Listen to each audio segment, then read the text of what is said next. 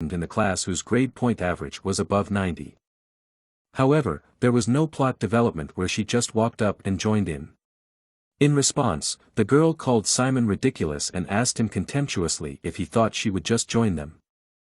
Then she said that she only trusted the people she chose, while he invited her despite the fact that he had a grade point average of only 30. He just nodded in agreement.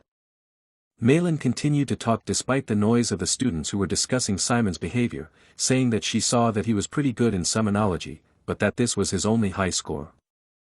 Then adding that her grade was still higher than his. To which the man replied in a calm voice that he knew, after which he asked her to promise her something.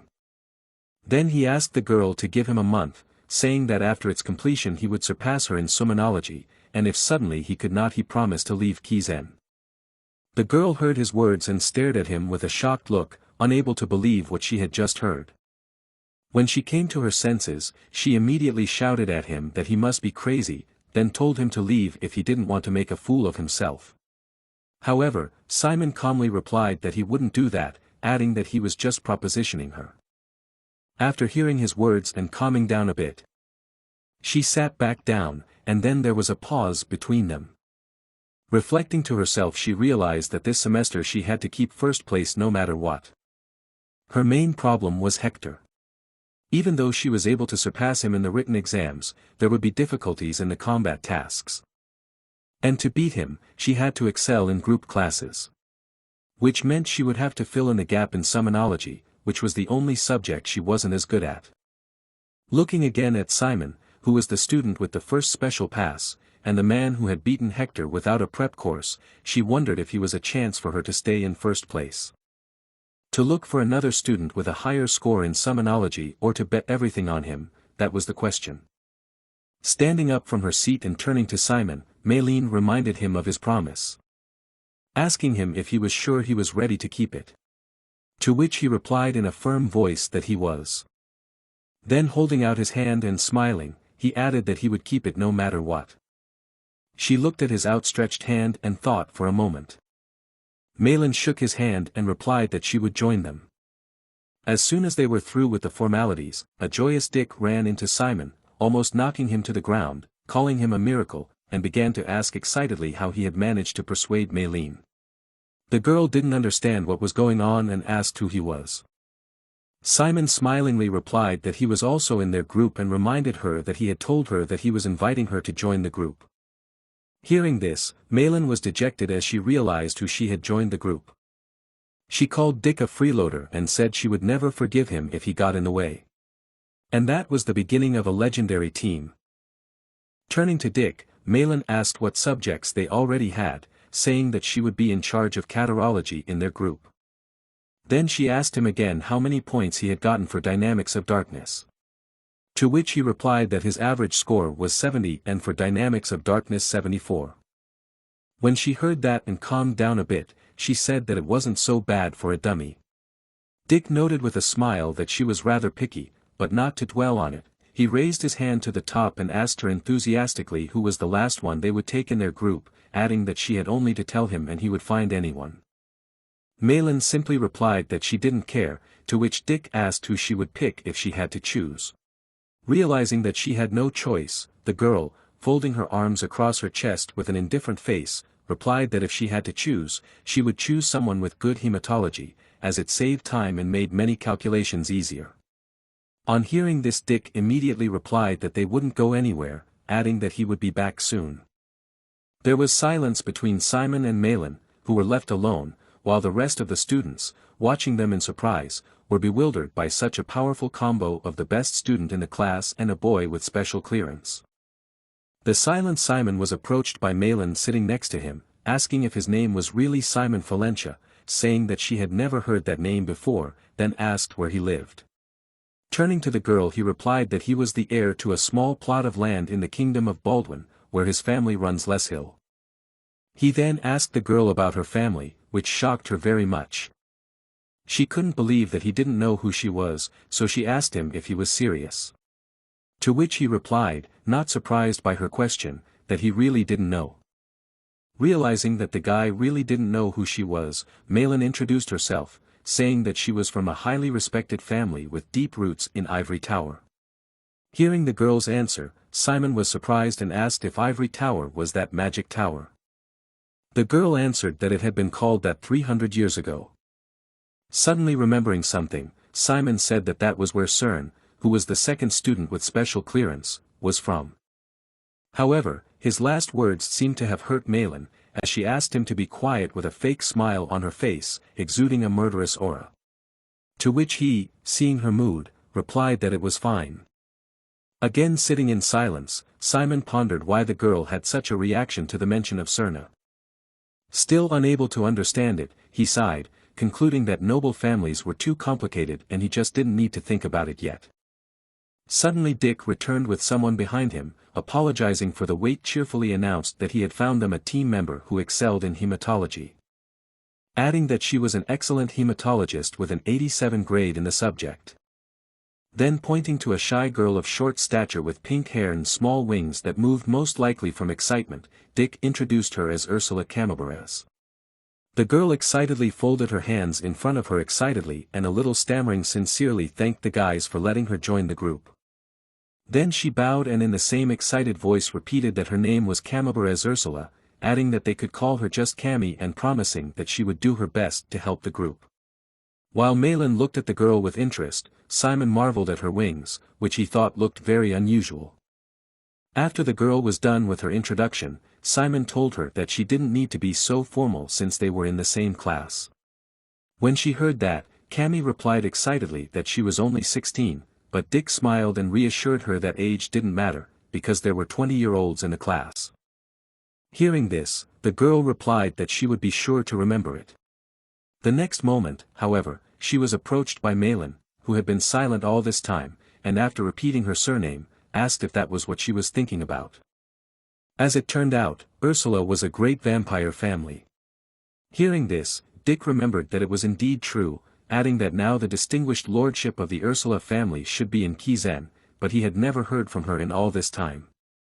However, Malin angrily ordered him not to say so, to which he replied that he couldn't do so as he was very shocked. At the same time Cami looked at the guys confused, not knowing what to say.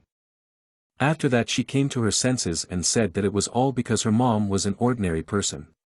This information confused everyone, from which there was an awkward pause.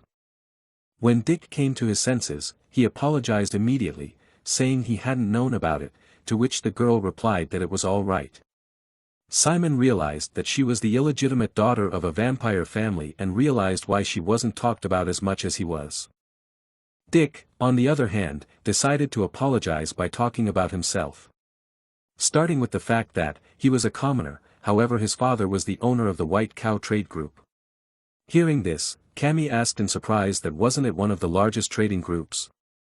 Dick went on to say that he was the third of 8 sons, so the heir was his older brother, who would get everything, but because of that he could do whatever he wanted. Cami clenched her fists and looked at the boy confused. He added that although he was ashamed to say it, he had been sent to Kizen only because his family saw some talent for black magic in him, but he was on a mission to find out what the necromancers needed and to report on the market. A surprised Simon asked his friend if that was why he had said it was important to go to Rochester. He replied that it was, but added that it didn't mean that he did whatever his father told him to do. Then, in an enthusiastic voice, he raised his hand in the air and said that he would graduate from Kizen and start his own trading group in Rochester, so big that even his father would think differently of him. Seeing Dick's attitude, Simon exclaimed that it was cool. Cami wished him luck, while Malin just snorted that she didn't care.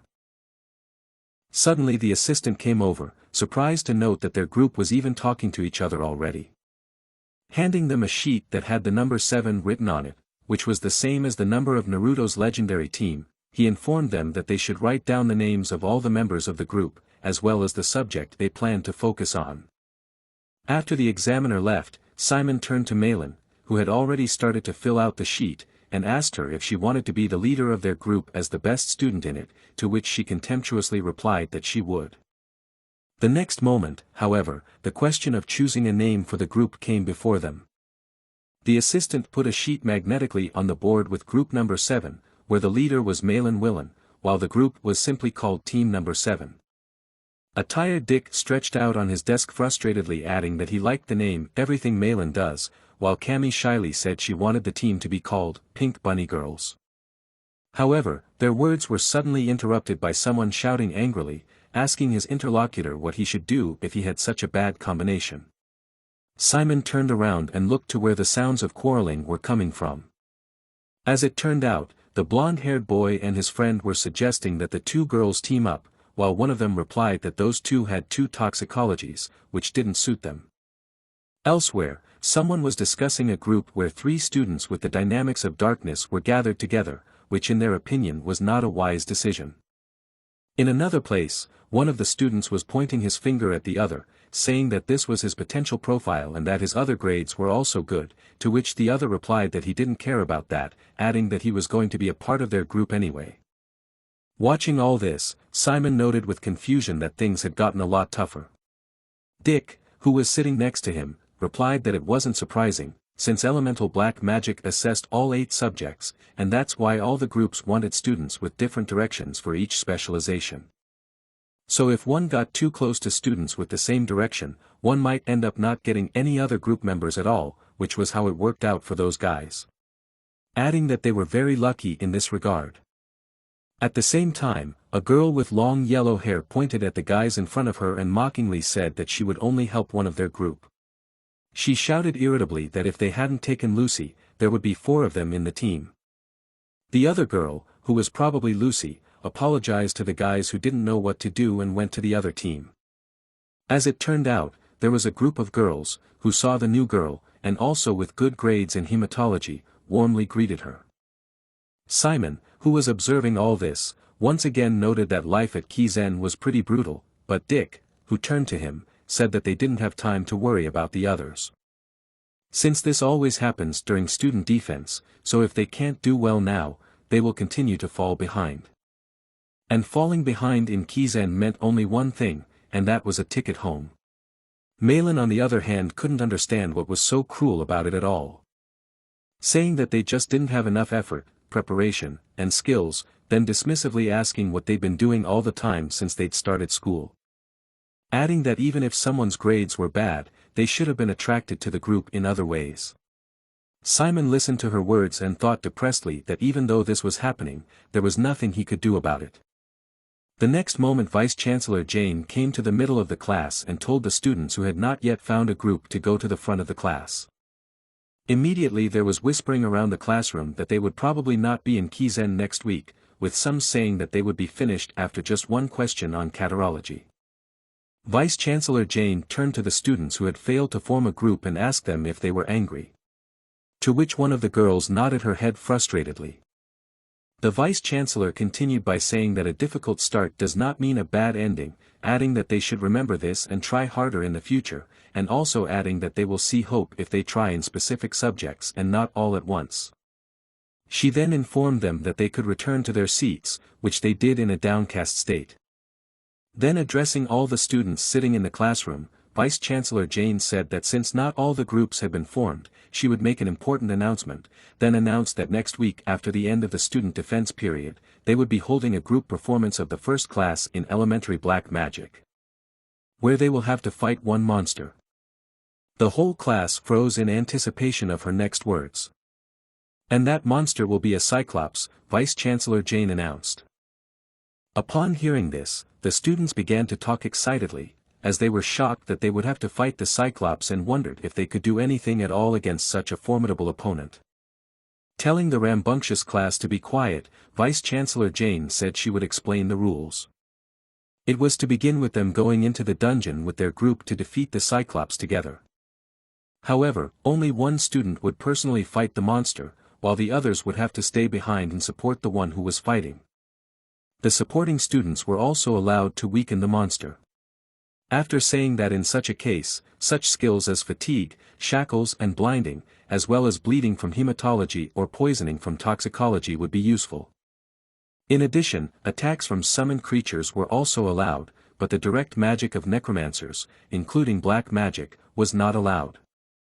After finishing with the basic information, Vice-Chancellor Jane said that they could refer to the papers for more details.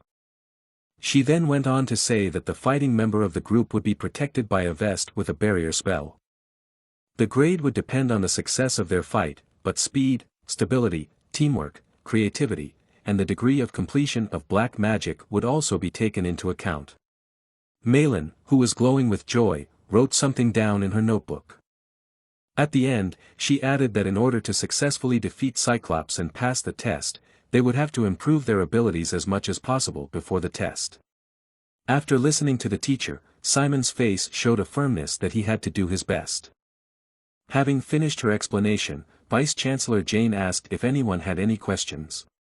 A hand immediately went up from the audience. A girl introducing herself as Jamie Victoria excitedly asked if they would really be fighting a real Cyclops, or if it was supposed to be the assimilation fight system that was in Kizen. She replied that they had caught live Cyclops in the east of the continent, then said that she had forgotten to mention something. She added in a grim voice that before the test, they'd have to sign a document accepting all risks, including life safety. After these words, a gloomy atmosphere prevailed in the class. The Vice-Chancellor, seeing that everyone was silent, asked if anyone had any more questions. A boy with bright yellow hair sitting in the front row raised his hand and introduced himself as Scott Schneider and asked excitedly what would happen if they could not induce the Cyclops. To which Chancellor Jane replied that they would then have a minimum grade on all grading standards. Losing would count in 3 cases. In the first case, if the fighting team member can no longer fight; in the second case, if the professor or instructor prohibits the continuation of the fight; and the third, if all members of the team surrender. Hearing Professor Jane's words, Meili with a serious and thoughtful face said that to fight a real Cyclops, they would need to develop a good strategy, while Simon, who hadn't even thought about it, enthusiastically said that it would probably be so cool that his heart was already pounding. While Cammy with a slightly worried face reported that she was a bit scared. Dick turned to the guys and asked who was going to be the fighter, to which Malin immediately replied that she was, as she was the strongest in the group. Simon with a serious expression asked his teammates, since only one person would be fighting, if this test would not be too loyal to those who excelled in magical combat. Hearing Simon's words, Cammy leaned over and said that she was thinking the same thing. Then she added that since the Cyclops blows would not be weak, it would not be easy to defend against them with black magic, and besides, it would take a lot of darkness to defend, so it would be best to just dodge the attacks. Malin replied that she was thinking the opposite. She said that students of magic combat would prefer magical attacks to physical ones, but it would hardly work on the Cyclops skin. Dick agreed with the girl's words, saying that the Cyclops skin was indeed very thick. And even if they strengthened themselves with darkness, they would quickly lose their stamina. Hearing their thoughts, Cammy turned to Malin and asked if she had a plan to defeat the Cyclops. With a wink and a satisfied smile on her face, she replied that of course she had a plan. Seeing that there were no more questions, Vice-Chancellor Jane said that there were 3 lessons of elemental dark magic left before the group performance, saying that in each lesson each group would present their battle strategy, and in the second lesson they would be able to experience virtual combat. The third lesson would be a real battle where they would have a chance to show what they were capable of. After saying that now they had time to discuss strategy, the Vice-Chancellor Jane added that they could go forward if anyone had any questions. As soon as the professor had finished giving time for discussion, Dick asked, without enthusiasm, turning to the boys what their plan was. To which Marilyn said passionately, and Em listened attentively. Then she created a magic circle in the palm of her hand, which shone with a bright golden color. And saying that it was elemental darkness magic. She looked at the circle with an enthusiastic smile and said the words, "Flash of darkness," and released a fiery flame from the circle, which flashed with a bright light. Then she asked proudly, wouldn't something like that help them? Dick was shocked to see it, and asked if she'd already learned the spell. Simon shouted in delight that it was amazing. When she had dispelled the flames, she said with a satisfied smile on her face that she was going to tell them her plan, and they agreed. Drawing a simple diagram in a notebook, Marilyn explained that she would first fight the Cyclops using a flash of darkness, while they would support her by sending curses at the enemy. Finishing with the fact that they would have to use fatigue curses on the Cyclops to slow it down, while she would burn it to the ground. Interrupting the girl's explanation, Dick said in an indignant voice that she had forgotten that teamwork was also important to the grade. Even though she would be able to prove herself, the others would remain empty and would not get any points for teamwork. When Marilyn heard this, she turned and asked in a contemptuous voice what he was proposing. But Simon answered for Dick, asking the girl if she could create a flash of darkness while dodging a Cyclops attack. She answered that she could, and asked him why she was asking such a question. Dick replied in a disgruntled voice that they were worried that she wouldn't be able to, adding that she had fallen behind while running and hadn't been able to jump over the abyss.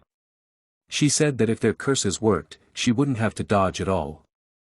Dick shouted angrily that their specialties were not curses, and she was the catarologist in the group, but she didn't want to back down and started shouting something back. That's how the Second Shinobi World War began. At the same time, Cammy tearfully asked the group to calm down. However, the next moment there was a loud slap of someone's palm on the table, which made even Malin freeze, not to mention Cammy, who was looking out from behind her. Simon, who was the culprit of the noise, said in a loud and confident voice that since summoning creatures was not forbidden, he could use them to distract the Cyclops, while Cammy and Dick could use their strengths to support him. Then turning to Cammy, he asked what she could do with her hematology, to which she hesitantly raised her hand and said that since she specialized in attacks that changed quickly, she could provide support with curses.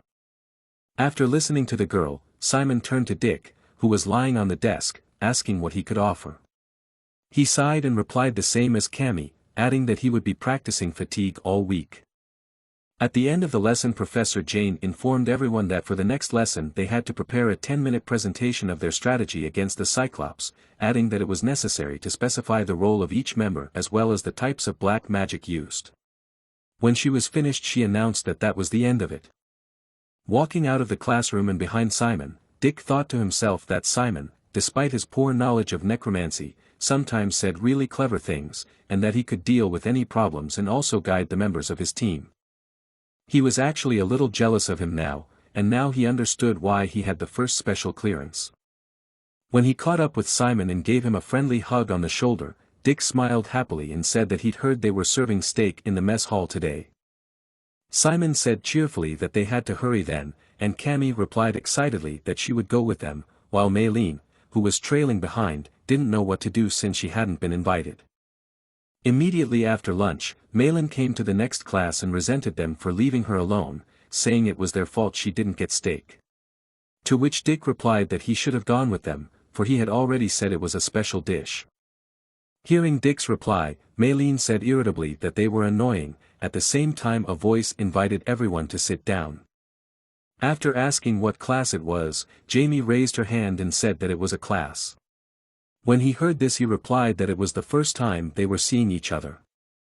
Then the speaker, who appeared to be an elderly teacher wearing a beret and scarf and shaking hands, introduced himself as Lon Strauss, adding that he would be teaching toxicology. Then with a slight hesitation he said that they were starting the class, ordering the students to open the first page of their textbooks. Then in a monotonous voice he began to explain what toxicology was, and other things, and after a while most of the students in the class were asleep, and even Simon, who had always listened enthusiastically to the lectures, could hardly keep himself awake. Dick had fallen asleep with his head buried in his desk. The professor had sort of finished with the theory, which everyone found very boring. He said it was time to try making a simple potion. Hearing his words, half of the sleeping students woke up and sleepily tried to understand what was going on. When the professor started to say what was needed to make the potion, he suddenly started coughing up blood.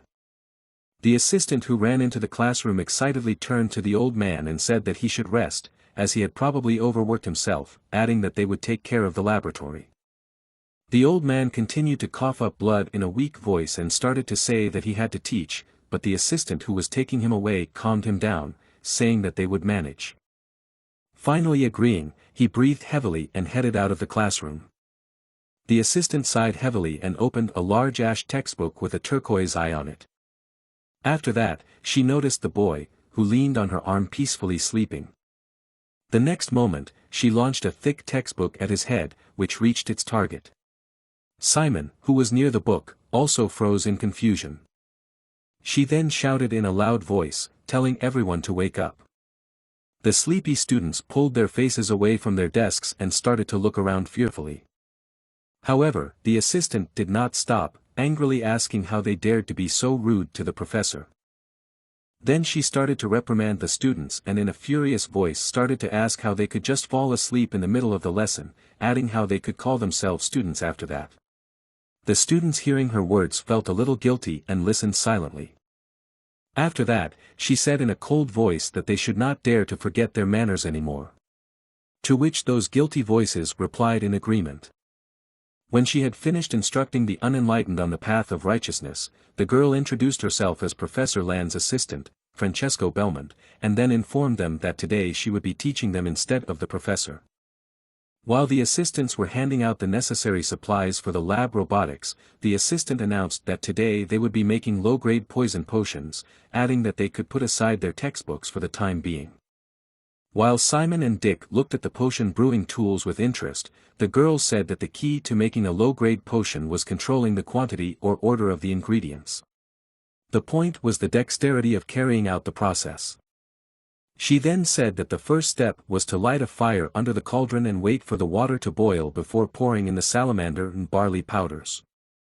Raising her hand, one of the girls asked how much powder was to be poured in.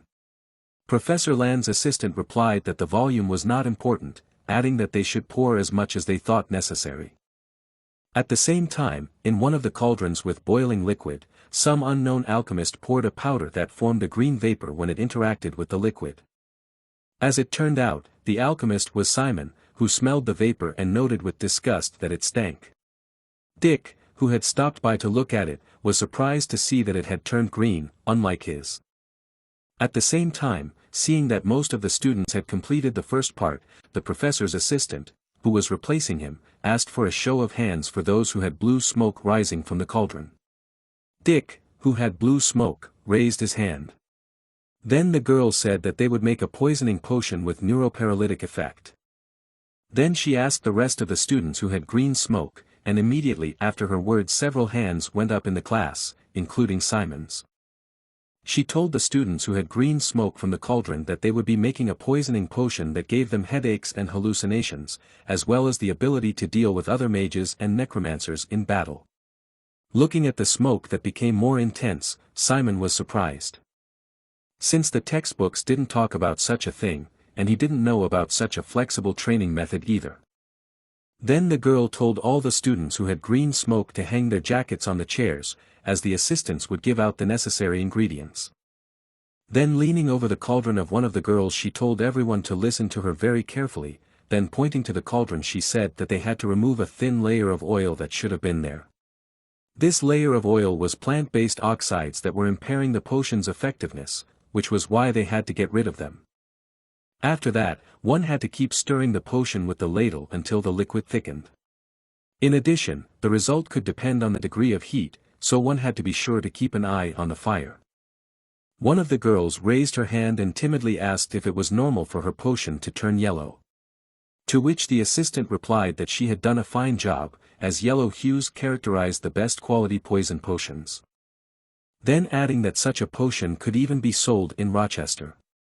Hearing this, the girl was very happy, while her friends also started to praise her. Suddenly another girl raised her hand and said that her potion had changed color from blue to green. She turned around and said that it was probably just ingredients from the bottom of the cauldron that had changed the potion's effect, and then advised her to add more ingredients. At the same time, Dick turned to Simon, who had been watching the assistant, saying that he now understood why Professor Lon was still afloat in Kizen, and it was because of a very talented assistant. Simon couldn't agree more. Seeing his friend's overly intense gaze, Dick couldn't help but ask his friend if something was wrong, to which he replied that everything was fine. His gaze rested on a small bottle containing a green potion.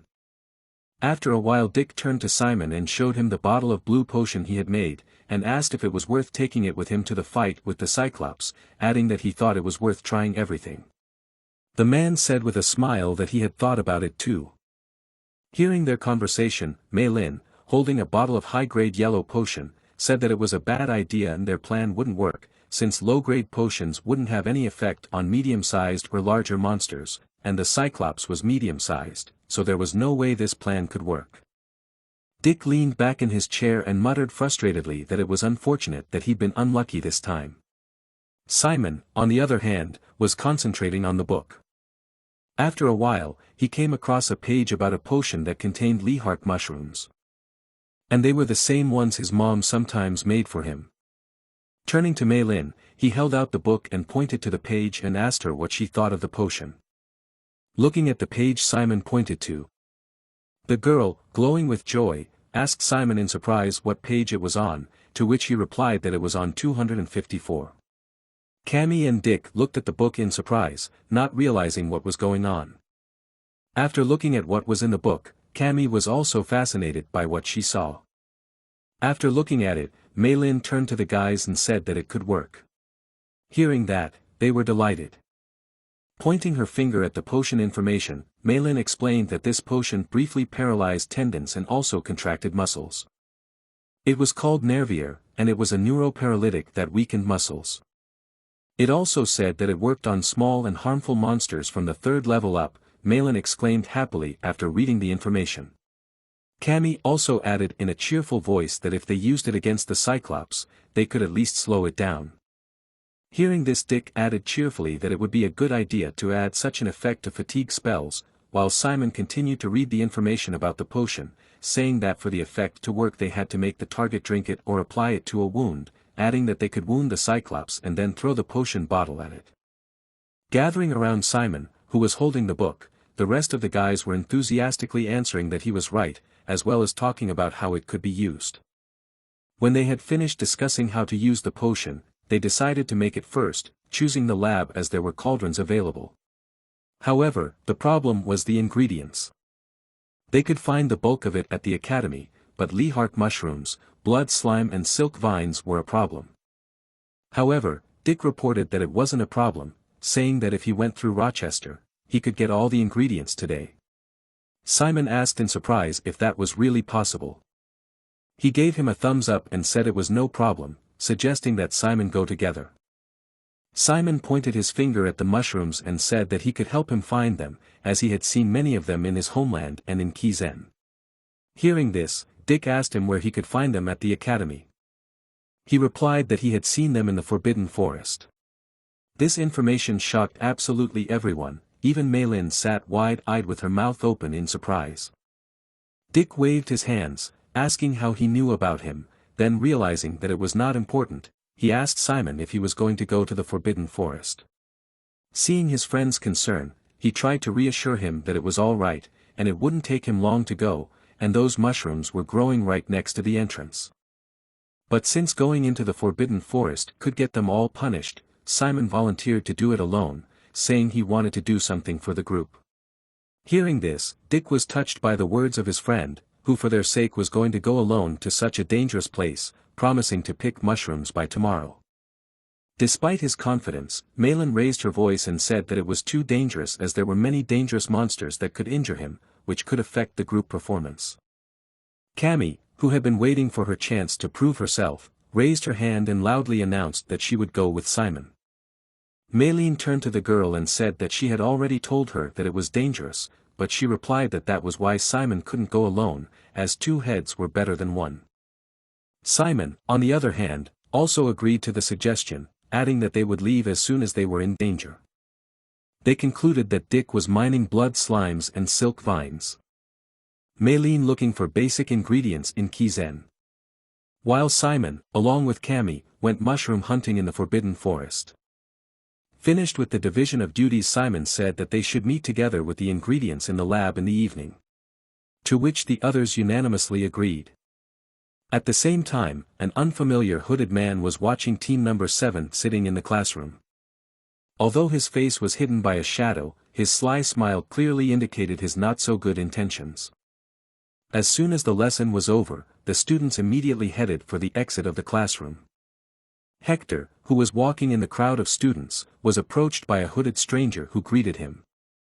When he heard the unfamiliar voice, he turned around to look at the speaker. The hooded man said that he had some useful information and asked Hector if he wanted to hear it. Later that night at the horse barn, Dick showed Simon and Cammy a secret passage that only a few people knew about that they could use to get to the Forbidden Forest safely and unnoticed. Dick warned them that the guards near the Forbidden Forest had just finished their patrol, so they had some time until they returned, but they could never be 100% sure of safety, so they had to be quick. His friends were very grateful for his concern. They told him that they would see him later and also advised him to be careful. And they left without delay. As they were walking through the night forest, which was filled with the sounds of night creatures, Simon noticed that Cammy looked excited and asked her why. She happily replied that she loved walking at night. Simon knew why. She was a vampire and it was probably one of her characteristics. As they continued walking through the forest, Simon asked her why she liked nighttime so much, and she replied that for her, nights were soft and comfortable. Simon thought that he did not think so at all. Cammy looked up at Simon with her big purple eyes and began to apologize modestly for saying this so late, but she was very grateful to him for helping her in the magic combat class last time. Back then, she just couldn't climb the huge hippos on her own and looked around for help, but everyone ignored her, so she convinced herself that Kizen was a very competitive school and that this was bound to happen to her. But then Simon showed up and he was the only one who asked her if she needed help. And he offered to help her get up. Confused, Simon, realizing where the conversation was going, began to make excuses that he just did what he had to do. But Cammy sharply closed the distance between them and told him to his face that what he was doing was what he had to do and made him incredible. In an attempt to move the conversation away from such a dangerous topic, he quickly raised a lantern over his head and told Cammy to look up there because he had found something. What a wonderful coincidence it was for him that they had just reached the place where Lehark mushrooms grew. He told her that it was indeed them and there were quite a few of them. Simon added that since they didn't know exactly how many they needed, they should take them all. A few minutes later, they had a basket full of mushrooms, and Simon put it on the ground to rest for a while and noted that they had done it faster than he thought. Cammy took advantage of this short pause and asked Simon what brought him to Kizen. He didn't quite know what to say. And not knowing where to start, he started at a distance. He believed that the initial reason was that his parents sent him here, both of whom were very concerned about Simon and believed that he would make it. But as soon as he started studying, he had his own thoughts and goals. And as soon as he learned about summonology, which he was extremely fascinated by, he seriously started to want to become a necromancer. Simon asked Cammy what about her. Why is she here in Kizen? But before he could finish his question, he heard rustling in distant voices, approaching quite quickly as if they were looking for someone. Simon quickly grabbed Cammy's hand and pulled her to hide. A minute later, the friends were hiding behind a large rock and heard the voices of the guards talking to each other. They had found the place where they had been picking mushrooms and were going to focus their search in that area. They were guards from Kizen. They had dogs and flashlights and were vigilantly searching this part of the forest as if they knew someone must be here. Simon didn't understand what brought the guards here. Cammy was shaking with fear, but she found the strength to explain to him that the guards' job is to protect the area around the school and usually they watch the forest and hunt for monsters. If the guards catch them, they won't be able to get off the hook, even during the period of student protection. Simon emphasized that Dick said that there shouldn't be any patrols here anytime soon, but their presence here meant some kind of emergency and it wasn't a regular patrol. What kind of problem could there be in the Forbidden Forest? A frightened Cammy with tears in her eyes was panicking and starting to regret being here and asked Simon what they had done. Simon decided to calm her down and took her by the shoulders and told her to look at him and listen. They could get out of here. He had an idea and she just needed to trust him, and when he started running right behind him and asked if she could do it, she said yes. Simon, using the device Fayer had given him a few days ago, asked him if he could hear him, and Fayer, from his hiding place, said that yes, he could hear him and asked what was going on. Simon replied that he was in trouble and he was afraid that he would not be able to cope without the help of the battalion and he had to act. He had a plan to solve everything. After some time Cammy informed him, she had put all the nearest stones into his subspace, for which Simon thanked her and said that he had done everything he needed as well. He asked if she was ready and that they should use everything they could. Cammy agreed with that completely. Simon said, "Okay, then. Let's go." And his rat man jumped out of the bushes and ran towards the guards. The guards' dogs immediately started barking and the alarmed guards were about to split into two groups, one to catch up with the fugitive and the other to continue the search. Then another rat man ran by them and the commander of the guards immediately ordered them to chase him and capture him. At the same moment, Simon grabbed Cammy by the arm and shouted to run and they ran as fast as they could. The dogs noticed their movement and perked their ears. And even when the other guards were busy with the skeletons, the dogs rushed at our friends. Simon advised Cammy to use hematology spells on these dogs and that anything would do. She said okay and started preparing the spell. From the magic circle she had prepared, pink fireballs flew at the dogs. They hit the dogs directly. They stopped and howled in pain and now could not continue the chase. However, several guards came to the noise with other dogs and were going to set them on them again. The guards saw that they were going to run further into the forest and were going to shoot at them with their bows. Within moments, a barrage of arrows began to fly at the fugitives, who were trying to hide between the trees. Cammy panicked again, asking what they should do now that they were being shot at with real arrows, but Simon reassured her that they had seen their uniforms. And since they are Kizen servants, they aren't going to shoot them. The guards shouted at them to stop. Simon clenched his fist and told them that only when they stopped. He was about to open his subspace filled with stones. In a moment, in the place where Simon was running and where the guards were now, a subspace opened from which stones flew out. The guards did not understand what it was and told each other to be careful, because it could be some kind of magic and they were forced to stop and let the fugitives go. Our friends managed to run to the edge of the abyss and behind them they could hear the voices of the guards shouting to each other that they couldn't have gotten far and they needed to be found. Simon asked Cammy if she remembered the jumping technique they had learned in the magic combat class and if she could use it now. She shook her head and told him that no, she couldn't, and that he should jump first. And she would be fine anyway. She was exhausted and drenched in sweat, but she was smiling nonetheless. She told him that even if she was caught she would never tell them about him. Simon was amazed at her self-sacrifice and was not about to give up and leave her there. He quickly picked her up, apologized, and told her to hold on to him. Before she could respond, he accelerated toward the edge of the cliff, and Cammy tried to tell him to wait, but it was too late. Simon pushed off the ground with a thud. In a moment he was flying high above the abyss. With the wind whistling, they almost reached the other side together. Simon skillfully landed on the ground without falling. The frightened Cammy just held on to him. Putting her on her own feet, he asked her if she was okay. But he didn't hear an answer. She just sat there staring dazedly into the space in front of her. Suddenly, she seemed to come to her senses and tears began to appear in her eyes. Simon did not understand what was happening to her, so he asked her what was wrong and if she was hurt. Cammy tearfully began to explain that she thought she was going to be caught. Simon wondered how she could have decided to stay there in such a frightened state and be caught. Cammy burst into tears and thanked Simon through her tears for saving her. Simon told her that he was just doing what a friend would do. And it looks like the guards have finally lost track of them, so they should go back to the school because they have a long journey ahead of them to get there. He asked her if she would be able to walk and she nodded and told him that she was fine.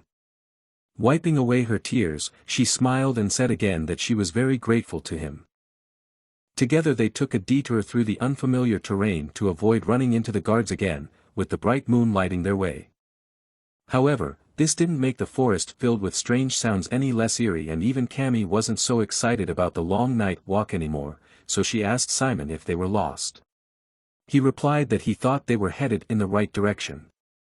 Suddenly, Cammy stopped when she heard something strange, a strange sound coming from them. She told Simon that she was hearing something strange, but he doubtfully replied that it might be owls or some other animals.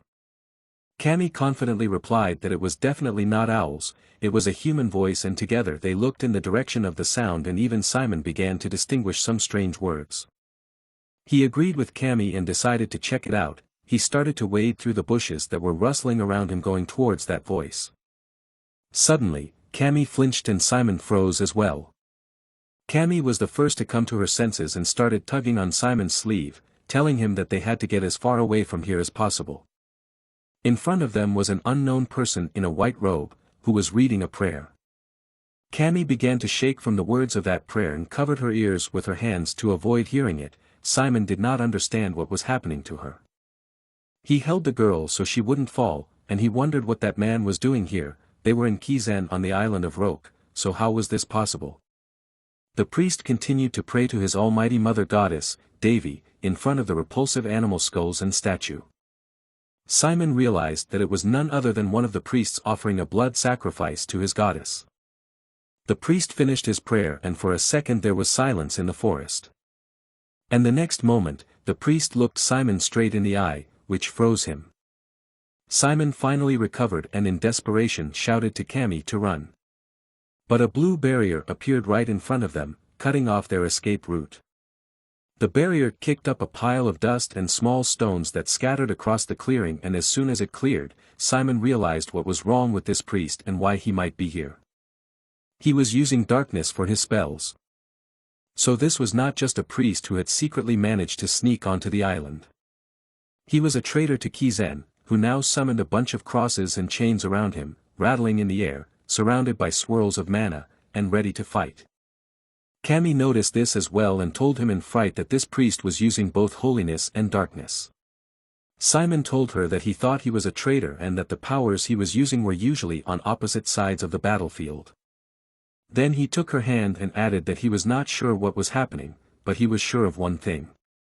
And again, trying to run away, he shouted to her that if he caught them, he would definitely kill them, and the crosses and chains flew after them.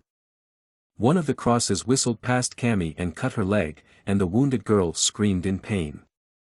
But this was only the beginning and the chains were already catching up with them. Simon only managed to shout to dodge them. One of the chains cut Simon's shoulder, but it seems that he was not their target. Because the next moment the chains wrapped around Cammy's legs and threw her to the ground.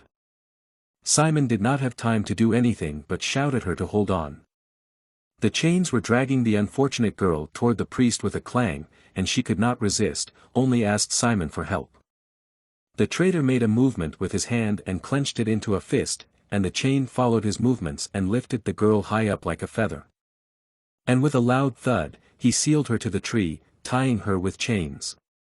The priest was in full control of his chains, which were his weapon. Having dismantled and immobilized Cammy, he then took on Simon, trying to get him as well. However, he turned out to be much more agile than his friend and didn't get caught easily. But he couldn't keep dodging and running away, and one of the chains flew right at him.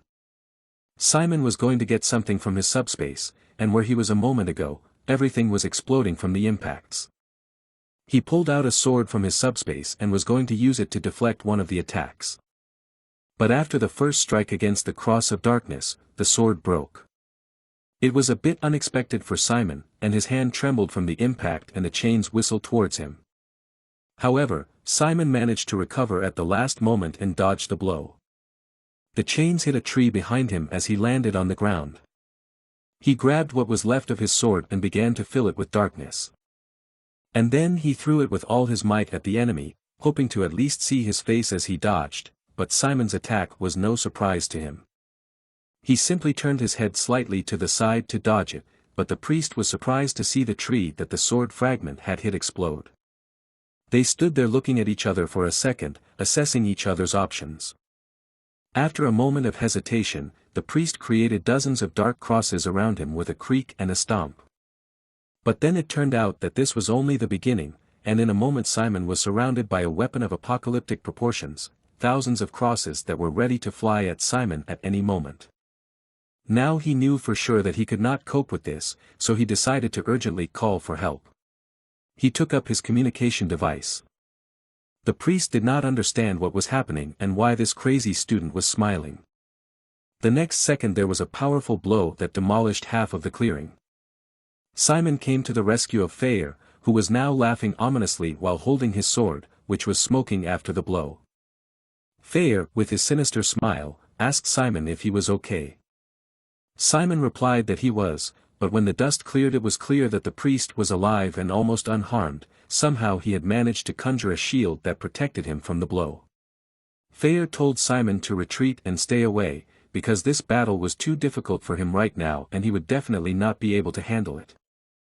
Simon completely agreed with him. Having dealt with this, Thayer laughed ominously again, saying that it had been a long time since he last fought in battle.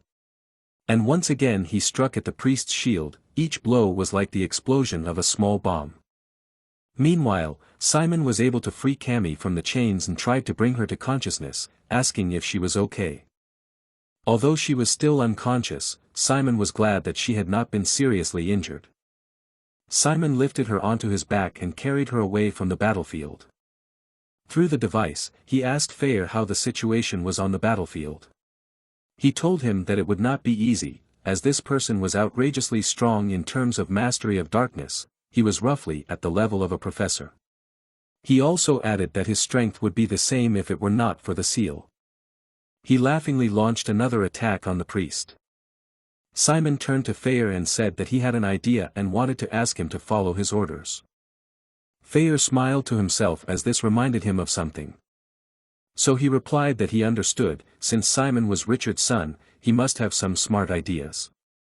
And Thayer struck another blow so hard that the whole forest shook, and even Simon, who had already moved far enough away, felt its power. Simon was happy because his plan worked. The Kizen guards heard this noise and vibration and were now running to where the priest was. He even heard them shouting to chase someone and let the dogs down. He told Thayer not to pursue the priest, to leave everything to the guards and to return to him. Simon knew that the priest would escape, but it didn't matter, as long as he survived and saved his friend. Thayer quickly turned to him and told him that he was proud of the way Simon had used the guards.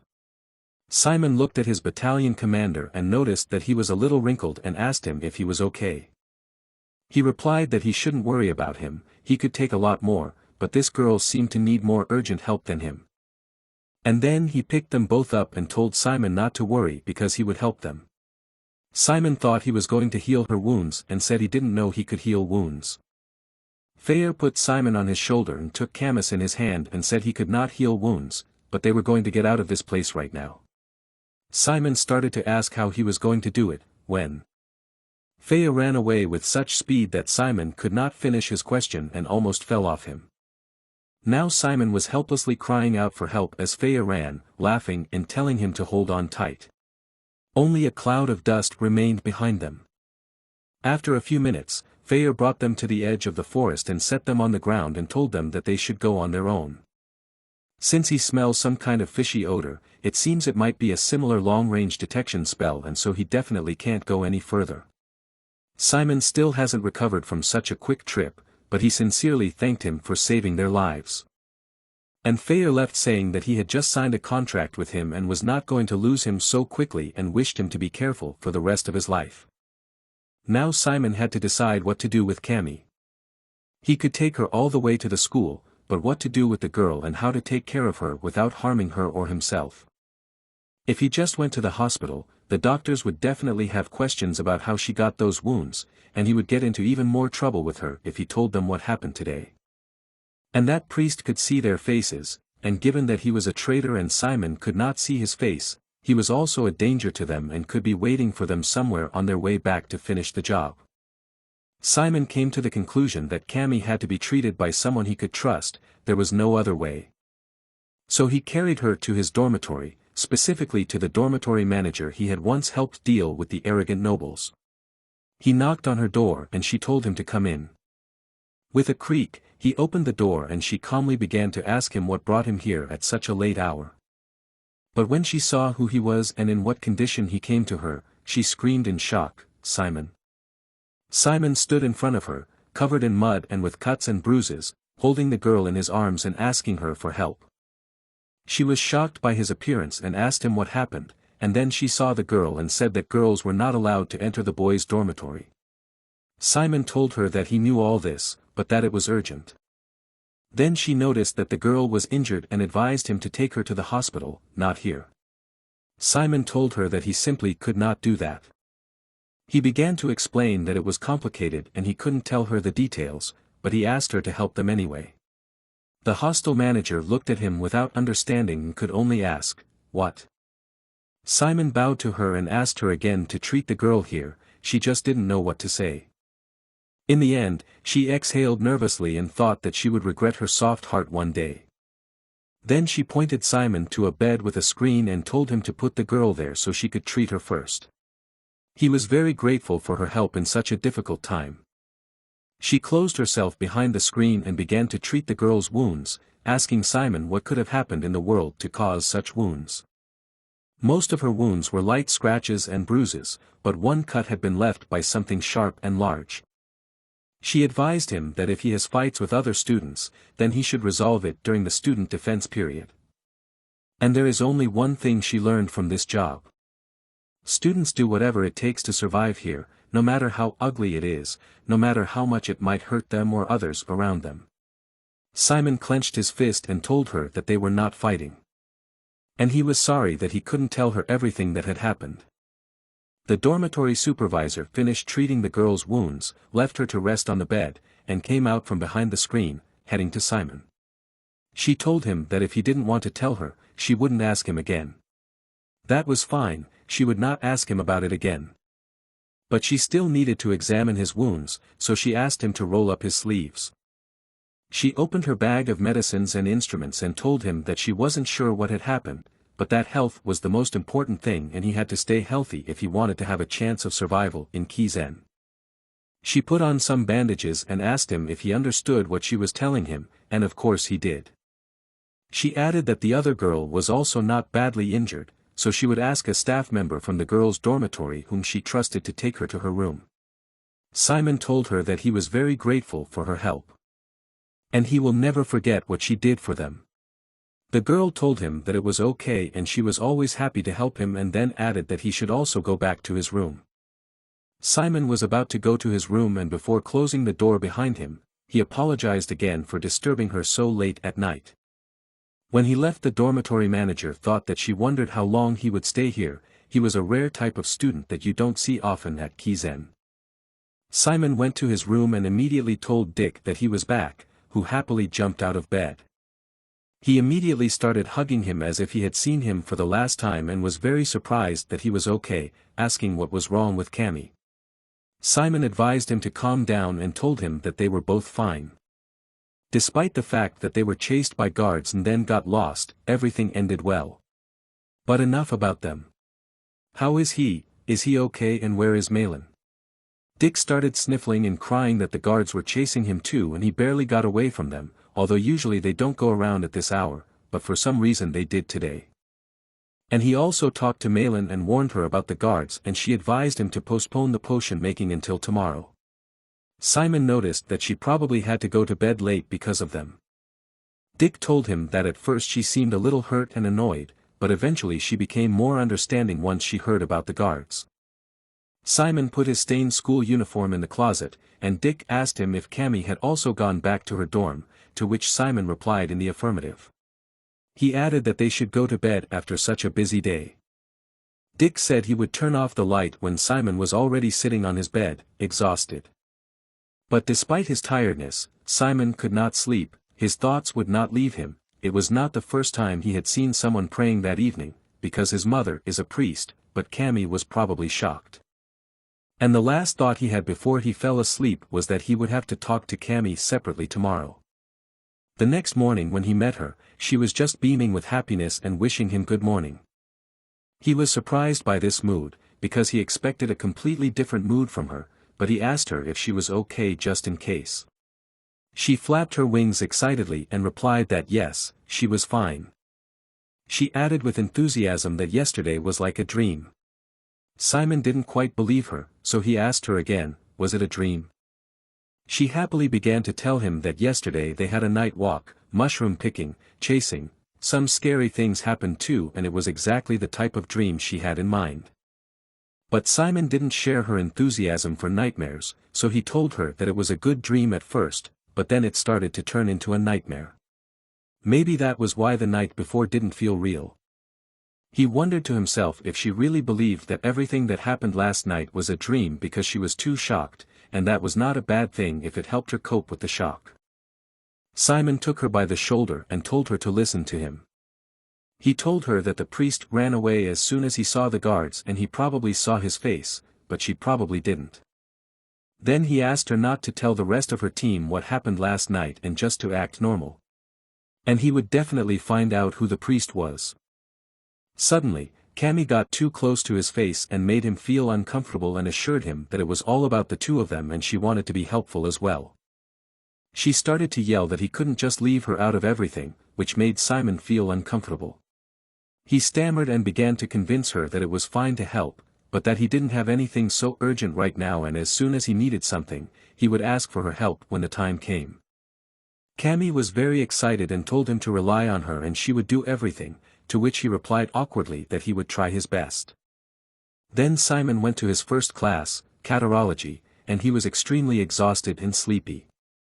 So he barely listened to Professor Bahil, who told them that last time too many students relied on the corrective device to cast the exhaustion curse, so this class they would practice a simpler curse.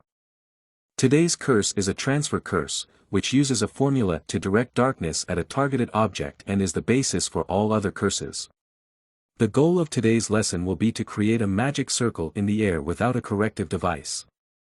The plants in front of the students had a tendency to bloom when they were filled with darkness, so they needed to use a transfer curse to make the plant bloom. And as soon as Simon started the task, he was completely unsuccessful, and the runic letter would jump out of the circle and hit him on the head. The whole circle would lose its strength and spread like water or just explode in his hands, covering him with clots of darkness. Dick watched his friend's attempts with sympathy and asked if he was okay. Simon told him that he was not. He had to defeat the Cyclops next week, and he was not ready for that.